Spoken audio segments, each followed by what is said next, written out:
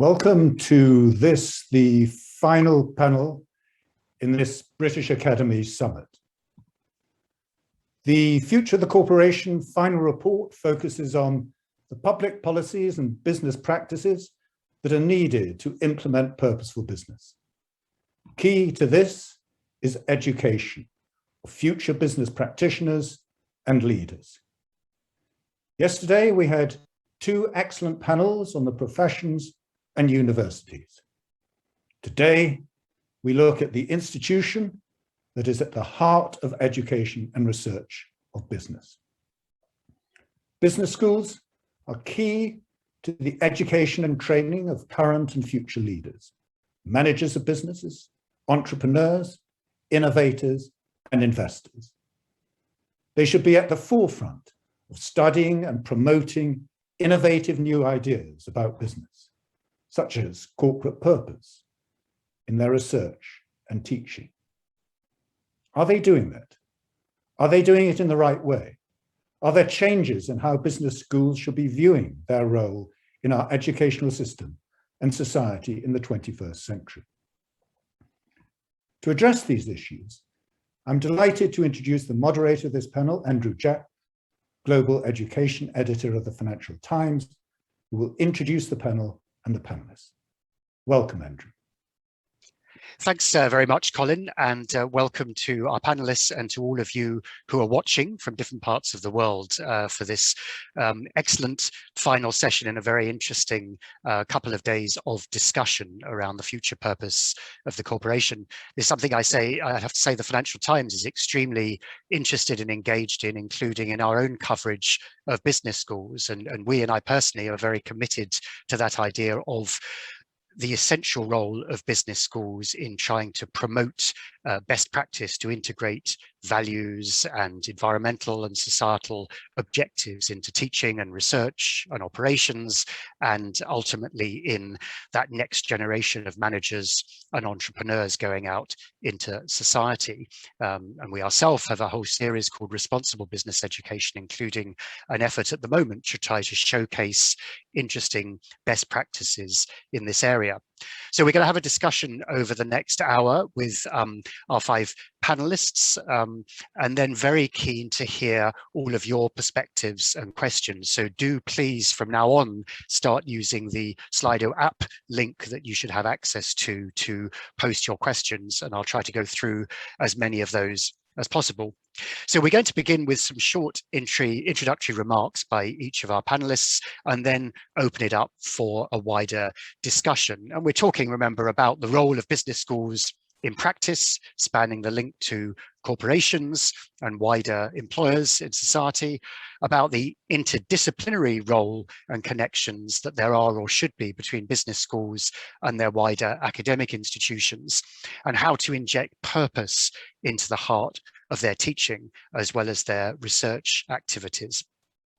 So we're going to hear from Kiem, the Chief Executive of the Chartered Association of Business Schools, Julia Balogun, the Dean at the University of Liverpool School of Management, Dan LeClair, the Chief Executive of the Global Business School Network, Caryn Beck-Dudley, President and Chief Executive of the AACSB, and Mette Morsing, Head of the UN Principles for Responsible Management Education. So let me turn first to Anne for some of your opening reflections, please. Thank you very much, Andrew.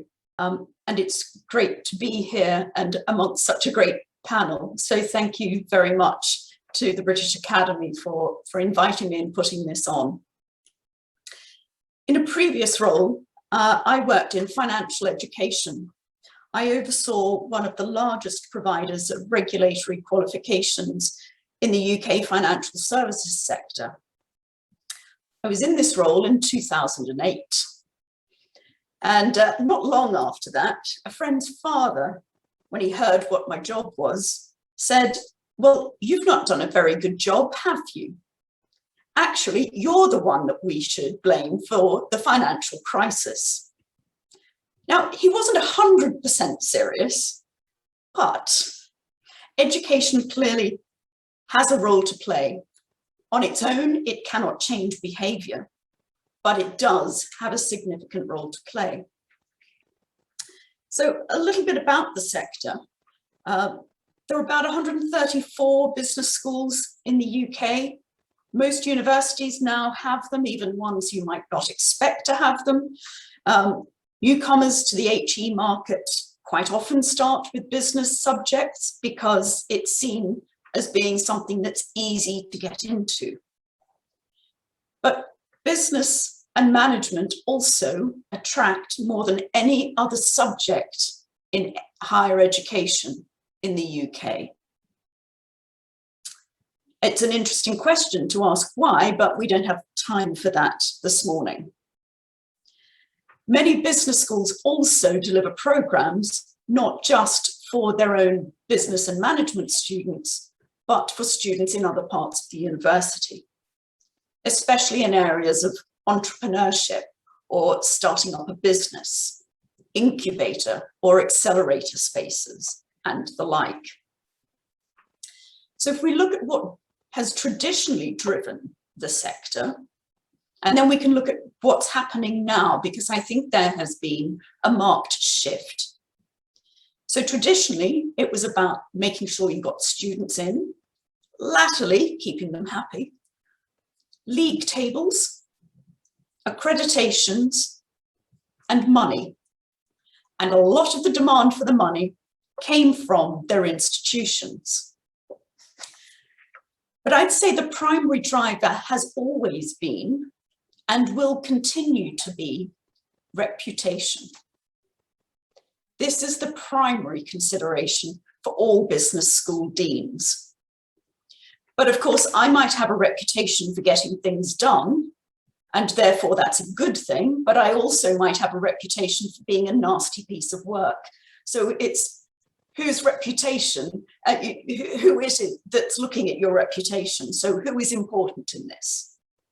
Well, I'd say traditionally it's been the business school sector as a whole, both in the UK and internationally. Central university leadership, you care what they think. Academics from other disciplines. Research funders. Employers and students. And business schools have always been looking at what is it that each of those wants. And there's been a shift. There's been a shift in what universities and business schools in particular want to do, but there's also been a shift in, for example, what students want. Students in the UK are now seen as perhaps demanding consumers. They have evolving social values that put purpose and sustainability at the heart of what they want their futures to be about. We've had the civic university movement, an increasing focus on interdisciplinarity, but I'd say most telling of all is there's been a maturing of the sector in the UK. When I first started, a lot of the schools said, my vice-chancellor has said that he wants me to build a London business school. They want me to look like London Business School. More and more now, there is a desire to stand out rather than to look like everyone else. A couple of examples and then I'll finish.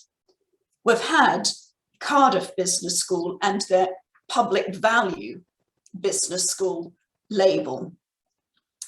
Looking through a few things, we've also got UCL now setting up the Global Business School for Health.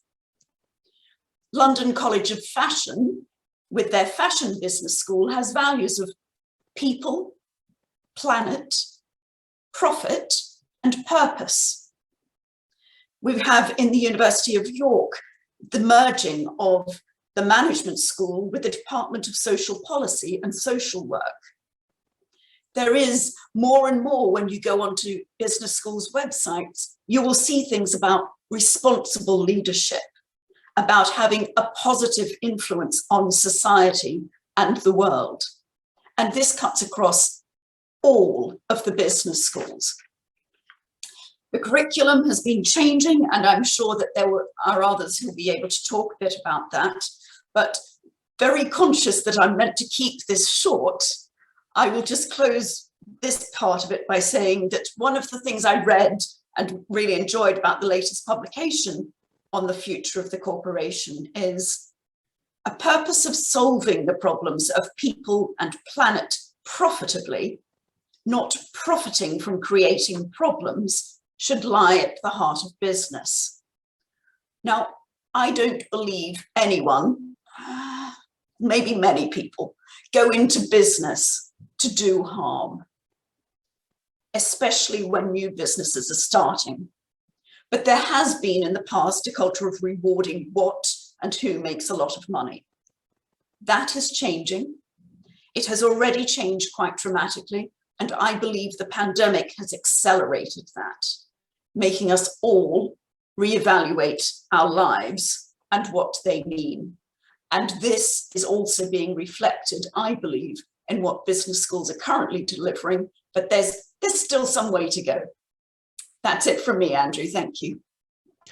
Thanks very much, Anne. And for those who don't know, I should say that your organisation put out quite recently, didn't it, a very interesting report scoping some of these new models that you were describing there that people might want to look at afterwards. But let me now turn to Julia from the Liverpool School of Management for your reflections, please. Thank you, Andrew. And thank you, Anne. Well, good morning, everyone. As we have already heard, business schools obviously have an important role in developing and disseminating management practice. Indeed, this programme has been led by Colin Mayer, who has introduced this panel. The report very evidently has content that business leadership and therefore business schools need to pay attention to and share. As Anne has already highlighted, we are often blamed for poor business practice, particularly with the reference back to 2008. On the other hand, it would be wrong to assume that business schools, and please note that I'm using the business school label as a shorthand for both business and management schools. We carry different labels, but we do the same thing. It would be wrong to assume that business schools are not already engaged with the agenda in the final report of the Future Corporation Programme. Schools are already expected to demonstrate a commitment to ethics, sustainability and responsibility and purpose by, for example, the business school accreditation organisations and organisations such as Prime. I don't need to say much more about this as we have Caryn, Mette and Dan to follow representing these organisations. As Anne has highlighted, there is a growing movement, for want of a better term, in business schools with many different organisations and networks aside from the ones represented here, developing agendas around sustainability and responsibility and people and planet. For example, the Network for Responsible Research for Business and Management, which I know AACSB supports. The challenge and expectation for business schools, however, should be to move beyond the criteria placed on it by accreditation organisations, as this can create a box-ticking mentality. All of these organisations and networks require sign-up and report writing, which can lead to a cycle of spending more time on writing about it to gain admission than doing it. Although, please note, I'm not trying to suggest these organisations and networks don't have a really significant value. They most certainly do, which is why at Liverpool we belong to many of them. I guess the point I'm making, to return to the report, is that on my reflection, one of the most important phrases that leaps out to me from this report on purposeful businesses is the reference to inspirational leadership. So of course business schools should and do embed the notion of purpose into what we teach, and the idea that we should create profitable solutions for the problems of people and planet while not profiting from creating problems for either. And of course this should be embedded in all our subject areas: strategy, marketing, supply chain, finance, economics. However, we do also educate the future generation of leaders. So there should be reflection and an emphasis on the role of inspirational in this and what it means. What should be the role of inspirational leadership in creating purpose? What constitutes inspirational leadership in the face of the challenges we face on our planet? What should be our expectations of our leaders in this context? This is evidently critical on post-experience programmes, such as MBA programmes or in executive education programmes, for which most of the content is about leadership one way or another. But it is also critical for undergraduate and pre-experienced postgraduate programs. Although students on these programs may lack personal experience as leaders and may not graduate into leadership positions, they should be encouraged to reflect on what it means to be a leader in a corporation seeking to deliver profitable solutions which benefit not just customers, but their employees, investors, communities, society, and the environment. And to reflect on what standards they should hold the leaders of businesses and institutions they work into in this context. I believe this to be a bigger challenge in terms of curriculum, for example, as this extends beyond formal programme content to extra and co-curricular activities and the ways our students engage with the community in which they are studying and on which they have a very significant impact, as well as their personal development and how they think about their roles as future business leaders. This is about ethos and values. Something often asked of leaders in a change situation is, what is it you want to cause? Well, students need to reflect on what they can and do cause through their actions or what they want to cause in the businesses and institutions they subsequently lead. Leadership for business schools isn't of course, just about what we teach. It is also about what we research and how we engage with our local communities as part of our civic responsibility, and how beyond that, we engage nationally and internationally to create impact from our research through areas such as sustainable supply chains and sustainable global transportation systems, modern slavery, ESG, to name a few. I think we often, by which I suppose I mean the general public, think about impact coming from other disciplines such as engineering or health and medicine. However, these other disciplines operate in organisations with a management context. Thus, our expertise here is highly relevant, not just through the obvious contributions I've already mentioned, such as supply chains and global transportation systems, but also areas like sustainable consumption, social enterprises and entrepreneurship. And of course, these inform public and third sector contexts as well as private, working with hospitals, hospices, charities and local councils. And beyond this, also influencing government policy. However, business schools themselves and the universities we work in need to be part of this, not just stand on the sidelines as messengers of good and right thinking. We need to be role models.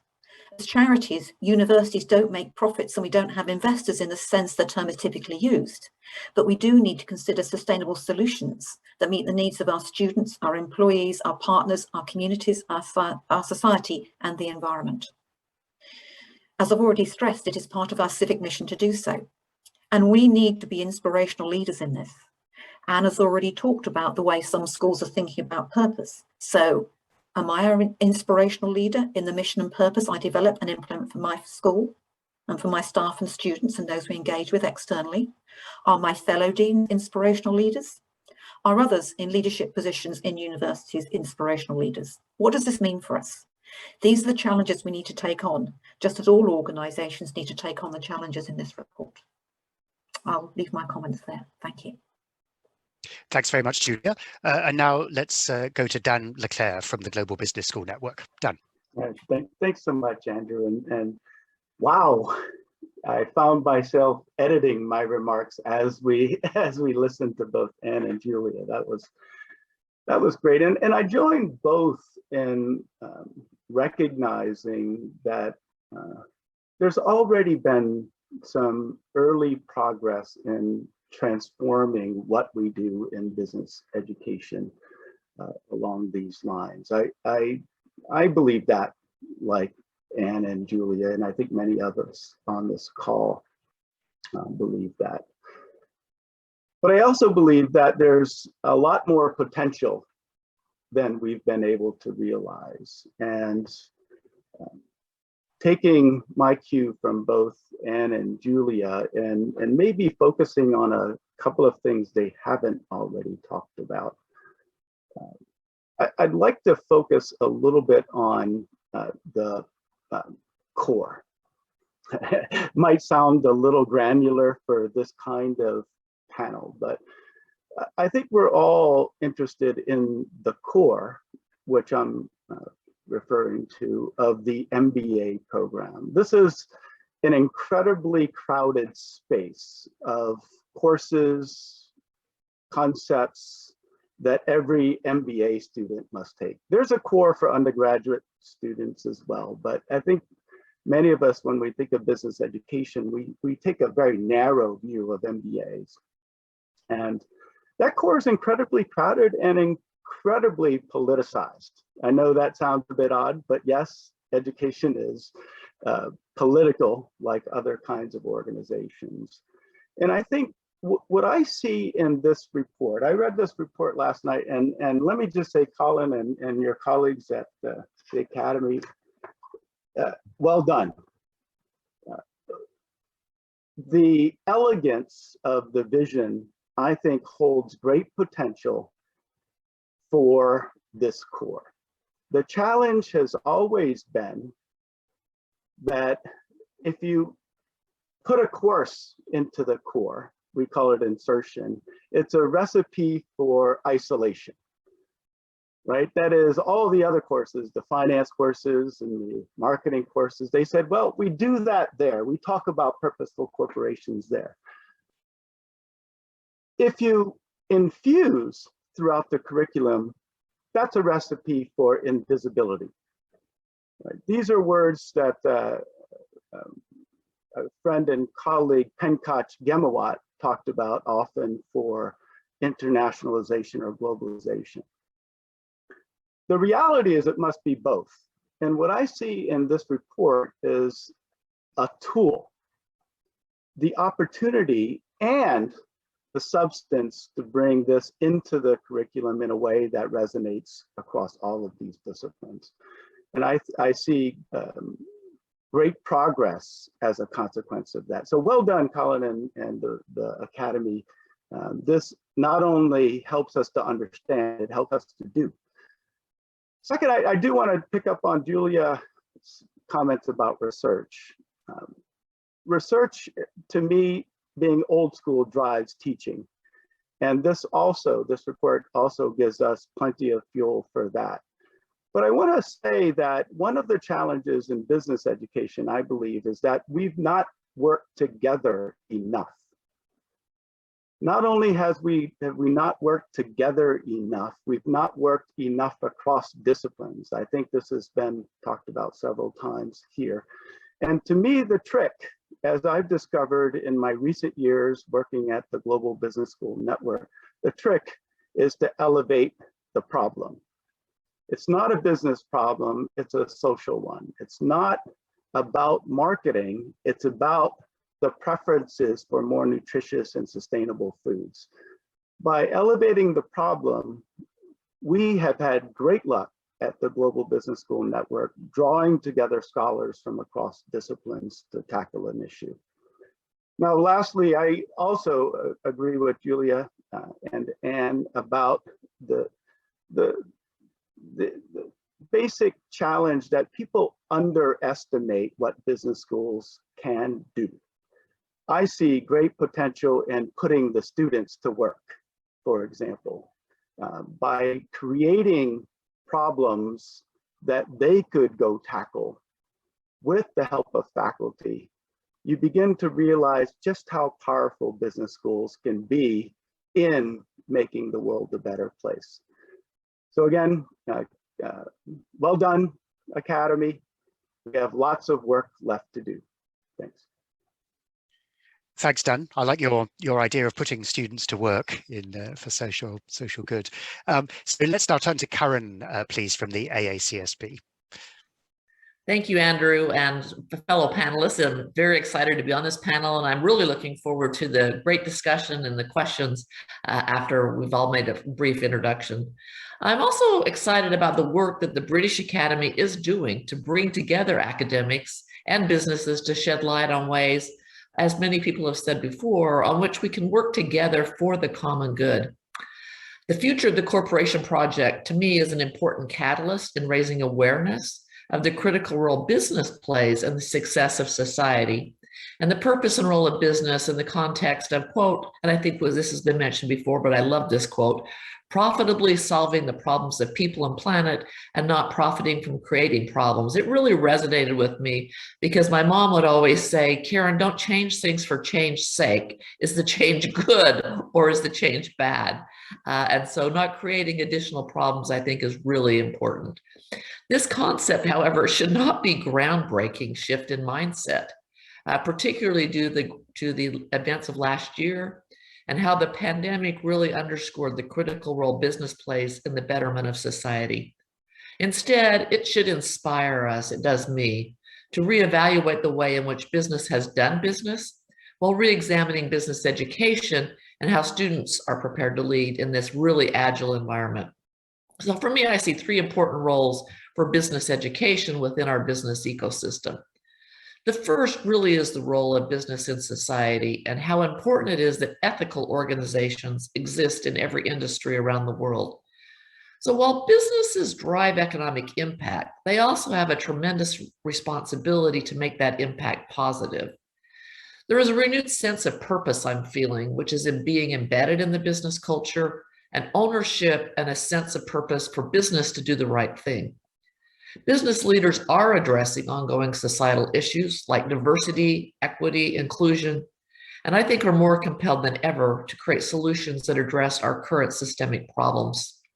So in the long term, business leaders are going beyond financial gain, especially as we continue to navigate through the challenges brought on by the pandemic. And the world has changed far too much in this last year or so to continue operating in the same manner as we did before.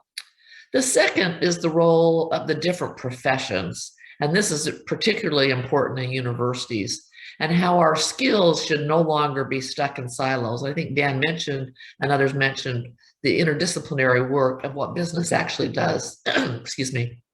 For example, my undergraduate degree is in political science. I then went to law school. I briefly practiced law in the US, and then I became a professor and a department head and dean at 3 different business schools in the US. And now I'm the president and CEO of a global nonprofit. I believe my background and career path underscores the need to develop skills and acquire training that can be applied in any industry and in any location, especially in our increasingly expanding global and virtual environment. So having this holistic view of the business ecosystem really better serves internal and external stakeholders and naturally will drive those cross-functional collaborations and creative problem solving. And the third, which I think is the most important, is the combined role of universities. And notice I didn't just say business schools. I mean all aspects of the university and business together. So while business schools are providing foundational skills and knowledge to business leaders at every level, they must have, and those business leaders, by the way, need that depth and breadth of knowledge so that they know what business expects from their employees. And business schools within universities are the ideal environments to instill leaders with a sense of purpose in making a positive societal impact through the lens of business leadership, as been mentioned earlier. So graduates at every level, from our undergraduates to our doctoral candidates, we're seeing having a desire and a commitment to make a difference, and business schools must support that. They can also play a broader role across the university, connecting with the STEM disciplines, with the humanities, and with the social sciences. I really have been struck with how the pandemic has showed us how we all need to work together. For example, it required and still requires the research, the science, the supply chain, the manufacturing, the communications, the marketing, the finance, and I can go on, to really solve the problems. So we all have a shared goal of contributing to positive societal impact. And as an accrediting body, AACSB also, we understand, plays a key role in driving business education forward. For example, our collective vision for business education calls on business schools and corporate leaders and industry to collaborate to prepare the business leaders and innovators of tomorrow. We believe that there are 5 opportunities to thrive for business schools, and they include to be a catalyst for innovation, to be a co-creator of knowledge, to be a hub of lifelong learning, to really lead on leadership, and most importantly, to be an enabler of global prosperity. We have changes in our 2020 business accreditation standards, and they also challenge schools to be more creative with their curriculum. And those curriculum issues really need to include the most profound problems that are facing the world. So it's reflected in the AACSB's vision that business education is a force for good, and all accredited schools are expected to make positive contribution to society as identified in their mission and strategic plan.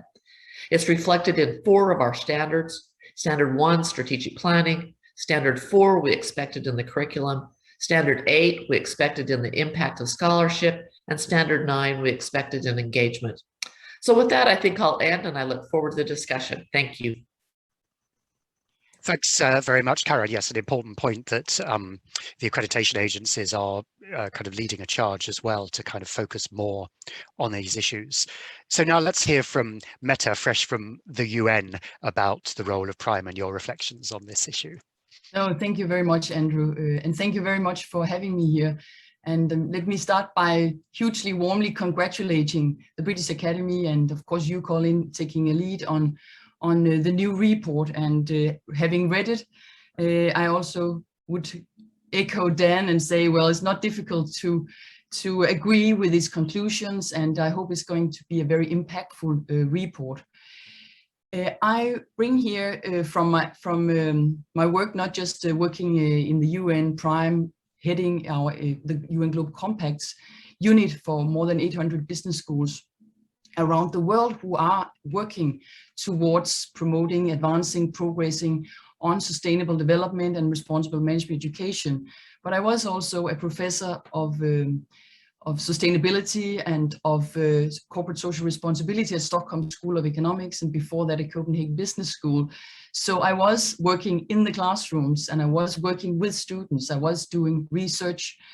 And let me just take the wonderful conversation here to the step of the classroom level, because I do think that we still have some work to do in the classroom and beyond. I was just reading up on a report the other day that was reminding us, and it was only a couple of years ago, there was a report on CEO success that revealed that for the first time in a decade, more CEOs had to leave their job due to ethical lapses and misconduct than due to poor financial performance or conflicts with the board. I think there's some work still for us to do in the classroom to actually educate our students to understand the kind of complexity, the kind of wicked problems where there is no predefined solution to the kind of challenges that they need to address, the kind of global and local challenges that they need to solve. And I bring to you here 3 S. I would like to focus on society, I would like to focus on success, and I would like to focus on skills. So the first S, society at the center. I think that if you read, and I've been teaching these textbooks, chapter 1, we even think about the stakeholder model that we highly appreciate. But what is at the center of that stakeholder model in chapter 1 in that textbook? It's the corporation. I think it would be interesting to look at what would that stakeholder model and what would the curriculum look like if we were following the report of the future of the corporation and actually putting society at the center of the stakeholder model. How would that change the mindset and the other ways of arguing towards our student? What is the role of business in society? Namely to serve society and, of course, including the planet. So the kind of interdisciplinarity that I have heard, starting with you, Andrew, here today, and that's very much also the spirit of the new report is crucial. The system thinking, we teach our students how the world is interconnected, and it's not just, as when I was a student many, many years ago, the purpose to serve your shareholder, but to actually serve society. So society at the center is my first S. The second S is success. So if you think about what does success look like as a business leader, and what does success look like when you are a purpose-driven business? I think it's interesting to see how that definition of success is reflected in the textbooks. Again, what we teach our students. And some have argued that it's almost a kind of a warfare language that we have in our textbooks. Language like fight back, defend, attack, win the battle, capture, 5 forces driving industry competition, compete, compete, compete. At the same time, we're talking about purpose-driven business, and we're talking about another kind of, you could say, even another kind of mindset, another way of thinking about what our students are set to do in the world. And that might be a language about collaboration, together, partnering, co-creation, experimentation, communities, learning, shared purpose. This is not the standard language so far in our textbooks. I wish it was, and certainly we see that emerging in some of the textbooks out there. But if we take a look across the many schools, business schools out there, I do think we still have a job to do. And I think that language matters. I think that sets a tone for how we think about the business role in society. So the definition of success, rather than being a me first attitude, where students are taught and business schools are advancing that the higher the salary, the faster after you leave your institution, that is what matters. That is perhaps counterproductive for actually creating that new spirit for purpose-driven business. I want us to carefully reflect about that, at least. The third S I bring to the panel here today is the issue of skills.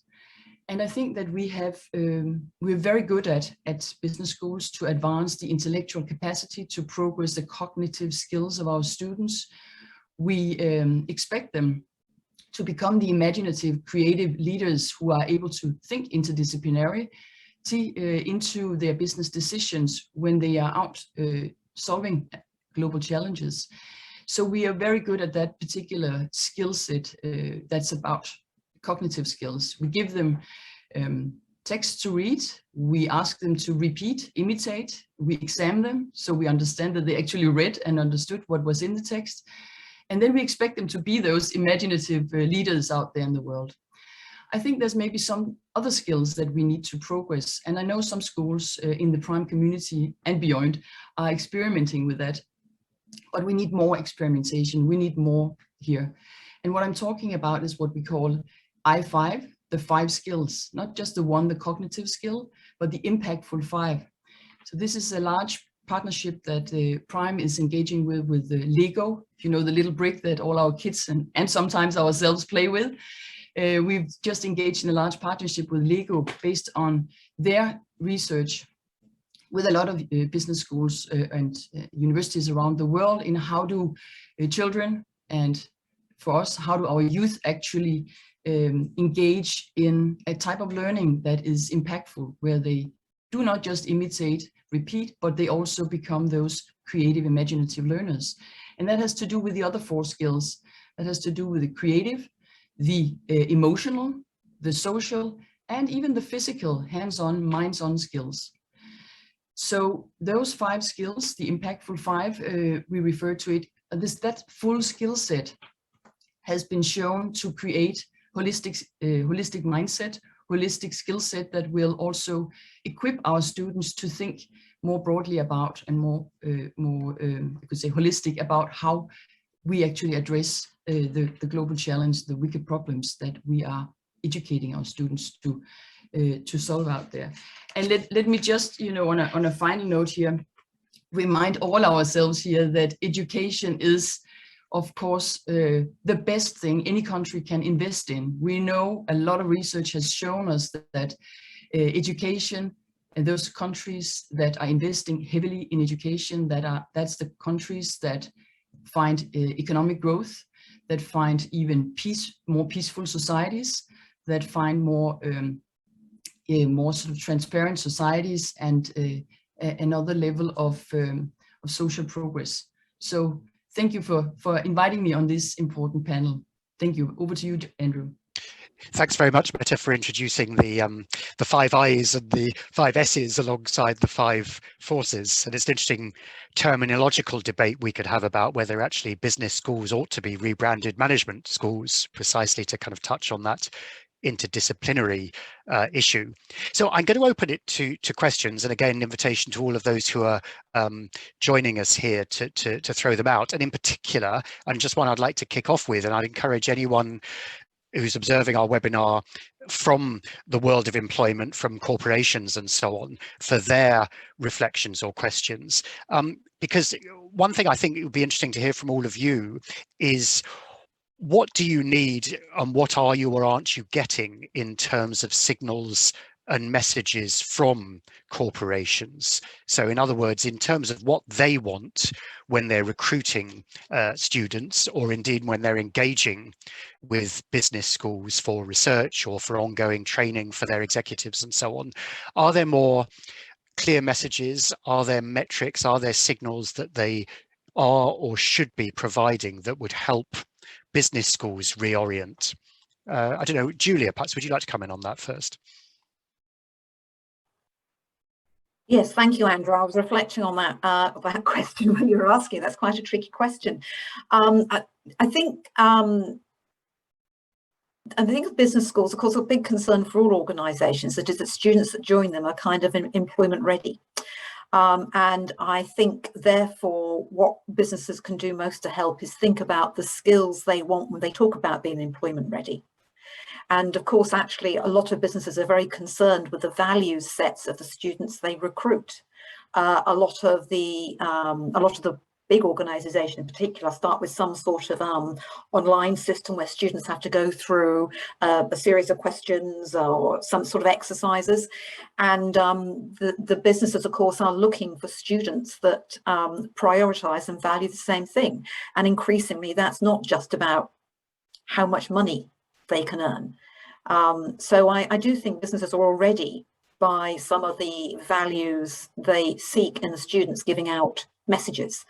And of course, businesses are also central for supporting research, appropriate research. I'm never sure that in the UK, we may be engaged enough with business to look for research funding, but the amount of funding business schools, management schools obtain from businesses is going up. And the emphasis that's been placed on the positive societal impact actually, of course, enhances the relationship with large corporations, but also the public and third sectors, because a lot of our research is put to use to create positive societal impact, as Caryn described it, through our connections with those organisations and through the partnerships we have.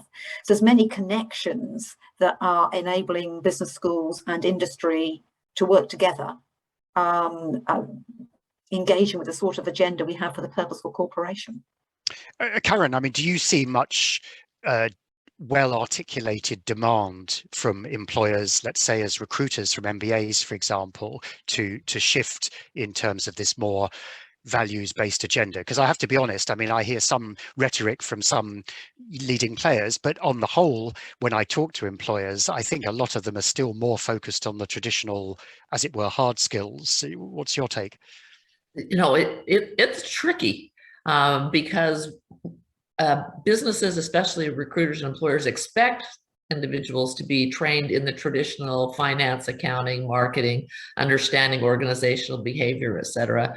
But they're also, and I think Julia alluded to this, they're asking us to produce emotional intelligence, to produce good mentors, to produce people who work well in teams, to produce innovators and creative thinkers. And business professors in particular, like other professors across the university, are generally subject matter experts, and they're not the experts in coaching, mentoring, putting together projects, et cetera, and in what I would consider to be the soft skills that I see more and more businesses want. And so to me, the real sweet spot is for a lot of what we would call discipline-based research, which can now be received online or through YouTube or through the 3,000 ways to learn to read financial statements, can be received in a different forum than the precious time in a class. and a precious time with a faculty member, and that time really can be used for project-based, for the other things that the employers want to see the students coming out of, because most employers no longer have training programs. And so they expect the student to come out work ready out of the business school. And that includes working in teams, being able to project manage, being able to see the cross-disciplinary, being innovative, et cetera. But it's tricky because the faculty historically have not been trained in those areas, or most of them have not been. Anybody else want to come in briefly on this question of what signals you need and what pressure you're getting from employers? Can I just add in a point here? It's not necessarily the message, but the availability of work experience, internships.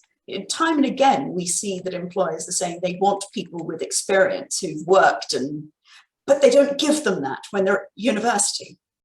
So what we need is more companies to come forward. Of course, there are some, and they tend to be the very big ones who do offer that sort of thing. But I think we need more people to come forward so that students can get the work experience whilst they're still learning, to be able to reflect on how what they're being taught then works in the workplace.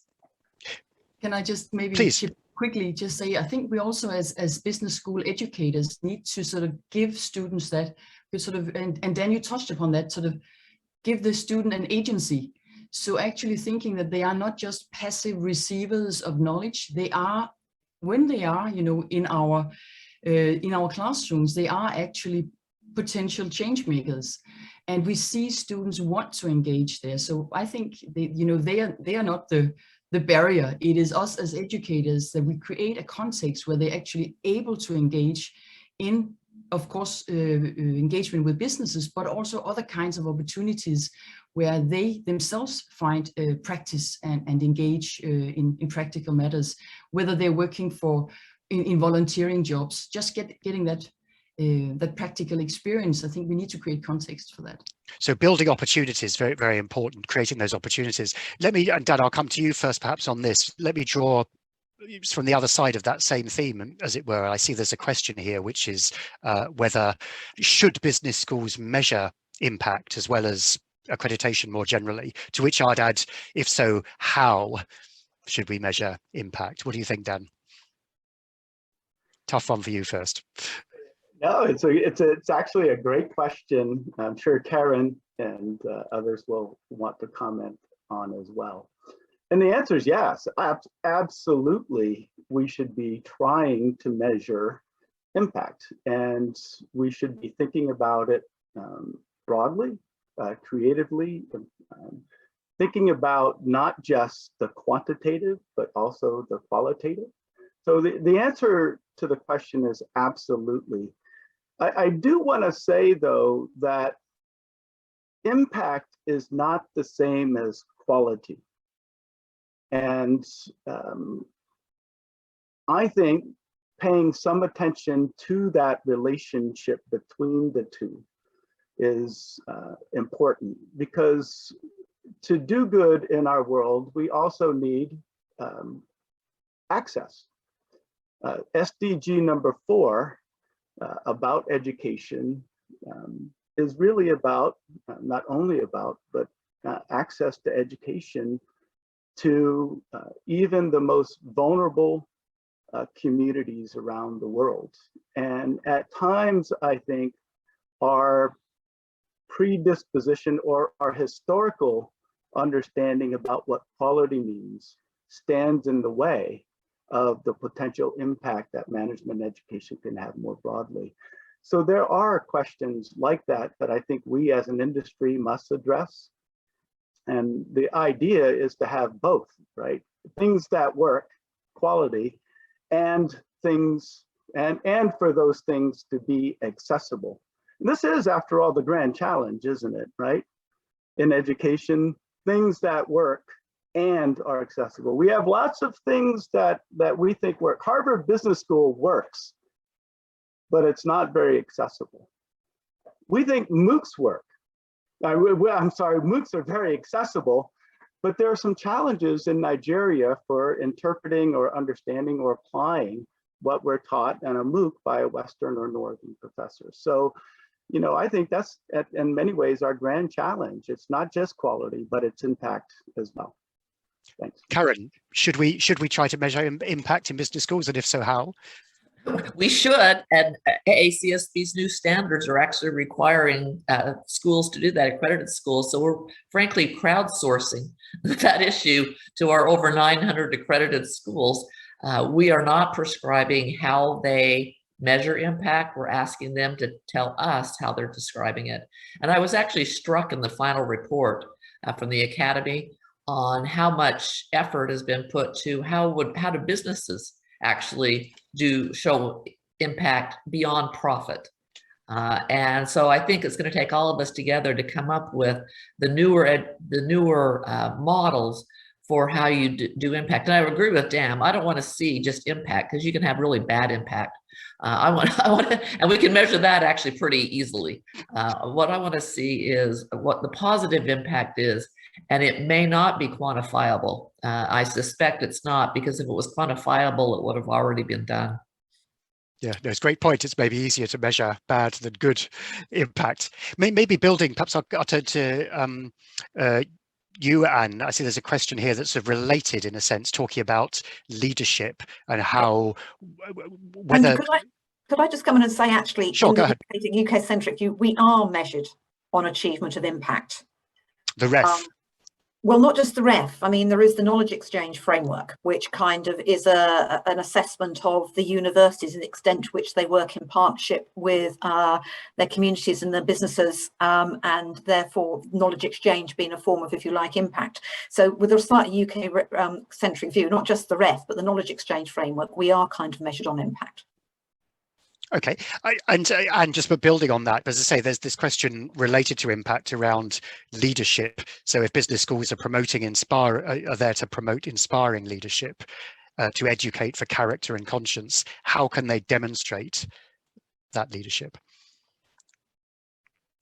Like, yes, I can see that this is very connected to the impact thing, because you see that leadership by what the output is or the outcome is. But I think there's another element to this, because there are a lot of things that go on in business schools that don't get measured, quite often are unseen, and yet have a huge impact, not only on the local community, but on the students that get involved. So there will be free surgeries, for example, looking at, you know, helping local people with financial issues, because we've got financial students there who are giving their time freely to help people who are less fortunate than themselves. We have a similar thing, obviously, with law schools giving legal advice, and it's all properly monitored. I mean, it's not that they're going off and giving random financial advice. It's all done properly, but it's this element of, this is what the business school or the management school are saying, this is what we have, this is what we're doing to give back to the community. So I think part of that leadership is, how outward facing are you? And as Julia has said, the KEF is one particular way in the UK in which that is shown. It's, what is your interaction with society and your local region, and what you do? So I think that's one way. I think you can't have a measure that says this is what it is, but the leadership is, what do you make available and what do you suggest to your students is something that they should do. Go ahead. Thank you, Andrew. I just want to say I really enjoy this conversation. It's a very, very challenging question. How do we measure? But what I really enjoy about this conversation is the focus on the quantitative, the indicators, you could say, as well as the, could we call them the qualitative, the narratives, which is not comparable, not measurable in a quantitative sense, but very, very important to drive change and progress in any business school. Right now, we are every second year, all our 800 schools are asked to develop a report on their progress on sustainable development, on research, education, etc. And Caryn, we're right behind you. We absolutely appreciate you know, what you've done in AACSB with the social impact focus. And what we're trying to do with the review of our report, currently we've been working on that for the past 8 months, is to support that work in AACSB on social impact, and how can we actually help schools to better account for those things that they do. We can measure quantitatively, but also what you're saying, Anne, that we do not really account for, we don't think of that we should report of them, but they are so important for driving change. Thanks, Mette. We're really almost out of time. I say there's a few interesting other questions here around a critical analysis of corporate purpose, and also how to criticize and assess what business schools are doing in this space. But what I'm going to just very briefly do is ask each of you really in a sentence to answer what's been upvoted as the most popular question here. Literally, please, one sentence apiece or we'll be out of time. So the concept of purpose, what is the purpose of a business school? And they say without the word profit, please. Dan, what is the purpose of a business school? Improve society. Two words. Make the world, make Two the words. world a better Perfect. place. That's ideal. More than Caryn. To connect the world together. Very good. Thank you. Julia. I would say to build future citizens and leaders that have a positive impact on society. We create individuals. Okay. Mette. To research and educate world citizens who will change society for the better. Okay. And Anne. To have a positive societal influence that creates a more prosperous, equal and sustainable world. Very good. Interesting. None of you mentioned the word business, which does argue around this discussion of management versus business as the terminology to focus on, which was, of course, a famous essay by Peter Drucker many years ago. But look, with those very good and helpful reflections, and thanks also to all of you who've been posting questions and reflections online. Apologies we couldn't get to all of them. Let me turn back to Colin for some concluding remarks, and thank you all very much. Thank you, Andrew, and thank you all the panel, Anne, Caryn, Dan, Julia, Mette, for having provided such a wonderful and insightful conclusion to the summit. This brings us to the end of the British Academy Future the Corporation Summit. Over its 3 days, we presented and discussed the final report of the British Academy Future the Corporation programme. We've heard from an inspiring entrepreneurial founder and leader, Reid Hoffman. And we've discussed 3 aspects of education of current and future business leaders. The concept that underlies all the sessions has been that of corporate purpose, the purpose of business providing profitable solutions to the problems of people and planet, not profiting from creating problems for either. We describe in the report how real meaning and substance can be given to this through the 2 mechanisms of implementation and accountability. On Wednesday, we discussed these ideas and heard ringing endorsements from leaders in business, investment, and the regulatory world. We came away with the impression that the report really has the potential to provide a blueprint and catalyst for the effective implementation of businesses around the world. And we heard from the panel on Wednesday why it's so important that the report does this, because it sets out how purposeful businesses working in tandem with government can address the major and urgent challenges and crises we face in relation to climate change and biodiversity, economic and social recovery from COVID, inequality, social exclusion and regional disparities, and technology and the future of work. And yesterday we heard from Reid Hoffman, co-founder of LinkedIn, how a purpose-driven technology sector that sees its role as providing profitable solutions to the problems of people and planet really might succeed in doing exactly that. And we heard from him how it can ensure that it does not profit from producing problems in the process.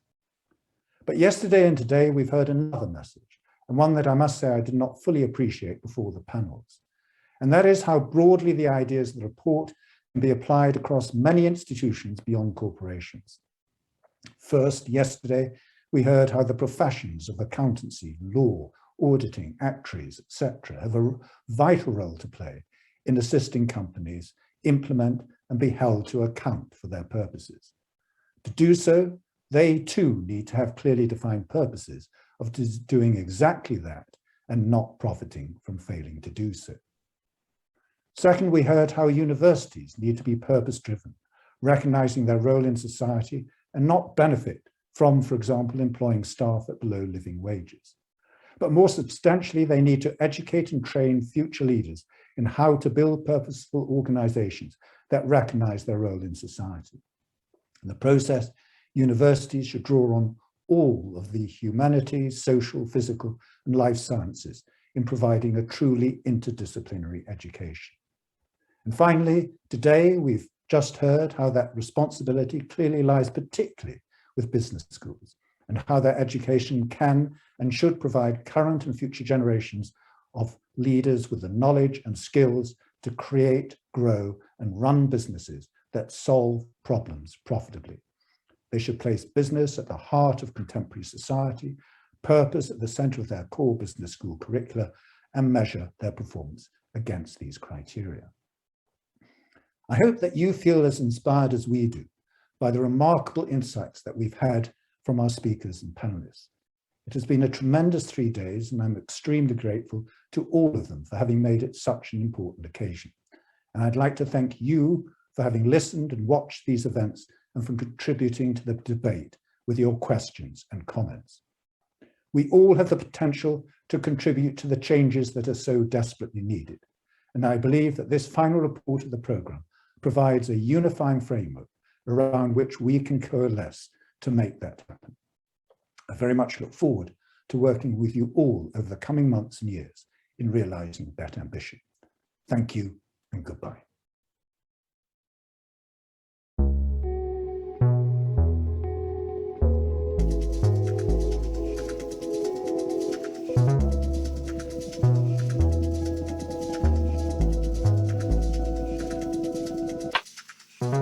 Businesses should provide stability to the employees that they've got. Something continually rolling to help within the community as well. Incorporate other brands that are also doing the same sort of thing. Mental health care. We're willing to act charitably in our minds, but not really putting our words into action sometimes. I think it's really important for businesses to be transparent and that it's constantly, rated.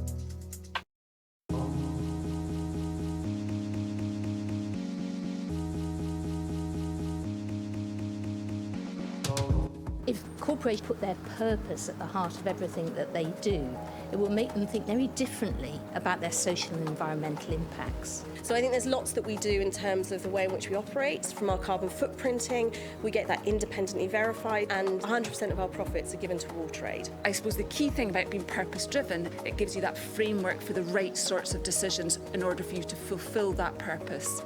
The challenge we have at the moment is that we need to rewrite the rules so that all businesses are behaving responsibly.